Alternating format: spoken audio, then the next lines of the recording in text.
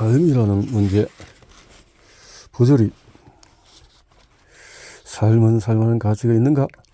반성하지 않는 삶은 살만한 가치가 없다. 익숙한 이 말은 소크라테스를 오역한 것이다. 그렇지만 반성하는 삶은 살만한 가치가 있는가? 살만한 가치가 없다고 대답하는 것은 무엇을 뜻할까? 살만한 가치가 있다고 대답하는 것은 어떤 것일까? 일단 우리 삶을 반성하기만 시작하면, 일단 의미에 관한 철학적인 질문이 제기되면 우리는 달갑지 않은 대답을 들을 각오를 해야 한다. 확신. 응급한 질문을 듣고 나서야 우리는 알았다. 물론 삶에는 의미가 있다. 행복과 동료들.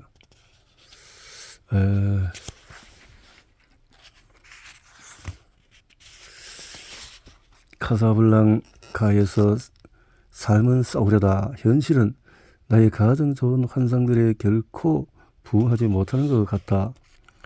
진홍색의 바퀴벌레가 방향을 잃고 허둥대며 내 주머니를 가로질러 달려가고 있다. 그 바퀴벌레의 삶에는 어떤 의미가 없을 수 없을 것이다. 특징 없는 바퀴벌레가 조그마한 음식 찌꺼기를 지키기 위해서 모서리로 허둥지둥 달아날 때 그것의 삶은 내 눈에만 무의미해 보인다. 부조리하다 하지만은 나 자신의 허둥지둥과 바퀴벌레의 허둥지둥을, 나 자신의 음식 찌꺼기와 바퀴벌레의 음식 찌꺼기를 대조하면서 내가 판단하는 것으로 나의 삶의 삶이다. 바로 나의 삶이다. 명백히 비교할 수 있는 요소들이 있기에 이렇게 대조하는 것이고, 그런 요소들은 내 주의를 끈다.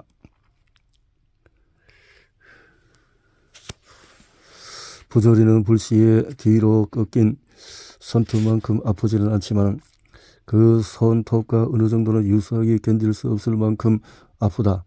사유가 부조리를 만들어냈다는 것을 부정할 수 없기 때문에 부조리에 대한 흔한 반응은 사유를 적대시하고 순수와 정념들이 호소하는 것이다.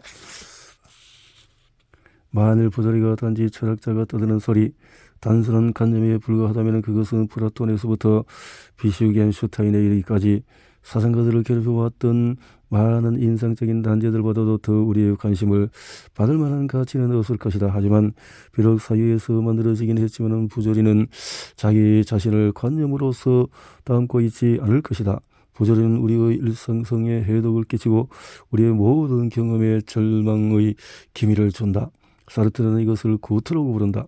우리의 농담들은 으스스한 농담이나 주의를 산만하게 하는 희롱 혹은 기꺼이 받아들여지는 심술의 색조를 띈다. 위대한 유산. 부조리의 계보학. 그 어떤 졸업반도 이토록 전도유망한 미래를 안 적이 없다. 부조리는 많은 도덕주의자들이 말하듯이 인간 조건의 한 측면이 아니다. 아마 그것은 우리의 조건이고 우리의 행동들과 느낌들을 합리화하는 독특한 방식들에 수반하여서 생기는 위협이다. 우리가 알고 있는 대로의 부조리는 불과 지난 150년 사이에 출현했다. 물론 항상 부조리한 것들이 있었다. 과거의 종교 때문에 자행되었던 대학살들을 되돌아볼 때 우리가 그것을 부조리로 이해하는 것도 무리는 아니다. 하지만 부조리는 현대의 세련된 지성과 숙련된 상상력의 산물이다. 이 지성은 사람들에게 신에게 우주 자체의 정의를 요구하지만 찾지는 못한다.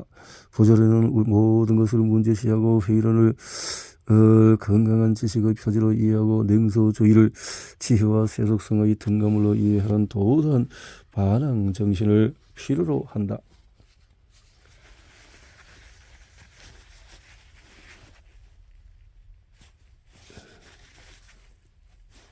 물론 그러한 태도를 지닌 고립된 개인들이 항상 있었지만 오늘날에도 사회 곳곳에 그런 개인들이 존재한다. 이들은 소심해서 괴롭고 부조리의 요구사항들로부터 움츠러들고 그것이 무엇이든지 회의론을 억제하고 냉소주의를 희망으로 대체할 아편을 맹목적으로 그리고 필사적으로 찾고 있다. 거의 깜짝 놀랄 정도로 정확하게 부조리 시대의 시작 지점을 확인할 수 있을지 모른다. 19세기로의 전한의 프랑스 철학자들은 인간과 이성의 중심을 둔 새로운 이데올로기를 창조를 완성했다. 이래 언론에는 권위주의를 민중정치로, 사회 불평등을 적어도 명목상의 평등주의로, 신호법과 인간의 운명을 뉴턴 물리학의 원리들과 신흥, 중산계급의 능률과 이익의 법칙들로 대체했다. 프랑스 혁명은 그 이데올로기를 실증했다. 왕은 민중으로 대체되었고 신은 이성의 이름으로 노트담에서 쫓겨났고, 자유와 평등의 박이라는 보편 약속은 한계를 모르는 혁명의 열정을 불러일으켰다. 이것은 완전히 인간의 세계였고, 인간은 자기 자신과 인간의 제도들과 희망들, 인격과 우주를 모두 일거에 완전히 바꿀 수 있다는 것이 그 당시에는 누구에도 비합리적으로 보이지가 않았다. 무한한 희망과 공포의 시대 초기에 영국의 시인 윌리엄 워즈워드는 그때까지 그러한 시대는 단 한 번도 없었고 그런 기대들과 그러한 약속들은 단 한 번도 없었다고 말했다. 과도한 기대들은 바로 그 과도함 때문에 파멸하게 되어 있다. 사람들은 하나님에게 정의를 기대하곤 했는데 하나님의 불가사의한 방식이 세계의 불의를 찾는 것을 가능하게 했다. 하지만 새롭게 계명된 이 사람들은 마치 우주가 그들에게 자연스러운 조화와 행복을 비치고 있기나 한 것처럼 눈에 보이고 즉시 이루어지는 정의를 기대했다. 25년 동안 이어진 전쟁이 끝난 다음에 메테르니히가 지시한 유럽의 정치적인 목적은 어떤 대가를 치르더라도 평화를 유지하고 옛 방식과 불평등을 복구하는 것이었다. 마치 유럽 전쟁에서 그토록 극단적으로 치달은 혁명의 기대들을 억누르기 위해서인 것 같았다.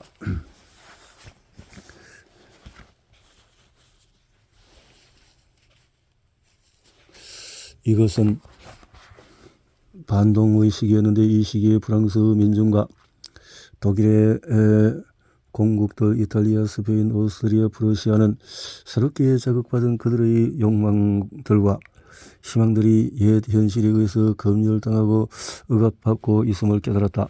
많은 억압받는 혁명가들을 위한 유일한 출구는 공상 속에서나 나올 법한 무한 스타일의 예술적인 표현, 즉 낭만주의였다. 낭만주의는 그 시기의 저속하고 억압적인 정치적인 현실에서 벗어날 수 있는 탈출구를 제공했다. 그리고 반체제의 상상력 숭배가 되어서 유럽의 희망과 상상력이 꺼지지 않도록 했고, 혁명가들이 다시 정치적인 실체가 될 수 있을 때를 대비하여 혁명의 요구들과 기대들을 저장했다. 하지만 다음에 일어난 혁명은 프랑스에서는 15년 후에 독일과 이탈리아에서는 예측하기가 더 어려웠다. 심지어 정치적으로 성공했을 때조차 1세대쯤 전에 발생하여 확대된 희망을 충족시키기 위해서 사실상 아무것도 하지 않았다. 오늘날의 불안과 절망이 생기는 이유를 추적해보면 계몽주의와 혁명에 뒤이어 일어난 종교 제도들의 신앙의 붕괴로 거슬러 올라갈 수 있다는 점은 역사가들과 종교인들 사이에서 진부한 견해이다. 그러나 사실은 그것이 전부가 아니다.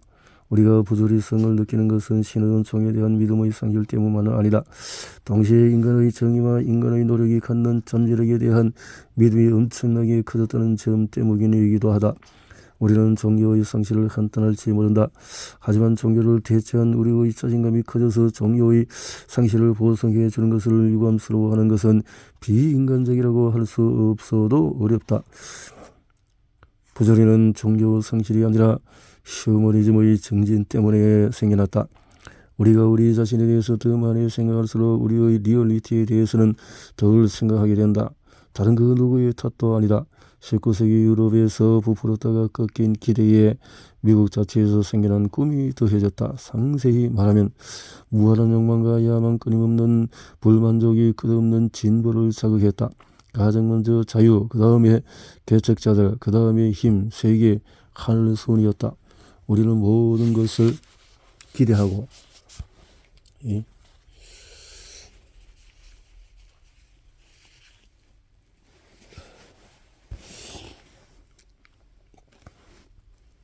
어떤 것에도 만족하지 않는 법을 배웠다.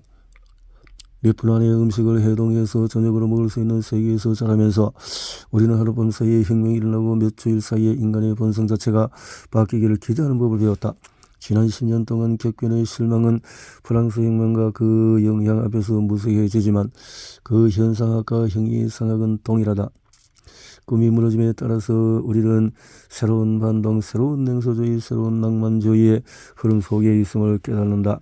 이런 흐름은 고딕풍의 공포 이야기들과 방향을 잘못 잡은 정치 테러리즘, 온갖 종류의 은밀한 종교들, 심지어 새로운 기독교로 되돌아가고 신비로운 것과 불가사의한 것이 이국적인 것, 초월적인 것을 새롭게 찬양하는 것으로 마무리된다. 우리 자신에 대한 확신은 끝모르게 커졌다. 알고 보니 우리는 스스로 만들어낸 세계에 살고 있고 만족하지 않고 희망이 없고 자아실현과 향락을 미친 듯이 추구하고 있다. 그런데 자아실현과 향락은 똑같은 결과로 이어지는 경우가 빈번하다. 알고 보니 우리는 자기의 권력 이외에는 다른 어떤 목적도 없는 무자비한 실용주의와 자신의 기분 전환 이외에는 다른 어떤 목적도 없는 절망적인 쾌락주의를 추구하고 있다. 우리는 독선에 빠져서 정부 내부의 부패에 대해서 불평을 늘어놓고 부정행위를 한 주범이 공개망신을 당할 때 뻔뻔하게 고소해 하며 지켜본다. 하지만 변화를 위해서 노력하지도 않고 변화에 대한 진지한 희망을 품지도 않는다. 허사임을 알고 있다는 사실을 무시하려고 애쓰면서 우리는 점점 더 고립되고 절망적인 삶을 개척하려고 한다. 우리는 자식들에게 똑같은 것을 하고 그 이유를 묻지 않도록 가르친다. 우리는 모두 응석둥이다. 안락하게 성장한 사람들도 있고 사치 속에서 성장한 사람들도 있고 가난과 폭력을 전혀 겪지 않은 사람들도 있다. 그렇지만 우리는 모두 비슷하게 응석둥이로 자랐고 똑같은 부조리와 똑같은 무제한의 희망과 똑같은 무한한 가능성의 감각을 배웠다. 명령만 하면은 자신이 만든 물건들을 그저 내주는 매력적인 야만인이라고 할 수 있는 자유는 이미 정복되었다. 우리의 미래는 약속의 연속이었고 많은 것들이 보장되어 있었다. 우리는 모두 야망을 갖도록 부추겨졌고 세계가 제공해 줄 수 있는 것이 많다는 생각을 건드리는 법을 일찌감치 교육받는다면 젊은이들에게 크게 유리할 것이다. 그러나 교육을 통해서 얻고자 하는 결과는 그 망상을 강화하는 것이다. 이 투덜거림은 당시의 부모들에게 한 말이었다. 세계는 우리의 것이라는 것을 우리는 어릴 때 배웠다. 프랑스 혁명의 철학자들은 그것을 중년이 되어서야 배웠는데 말이다.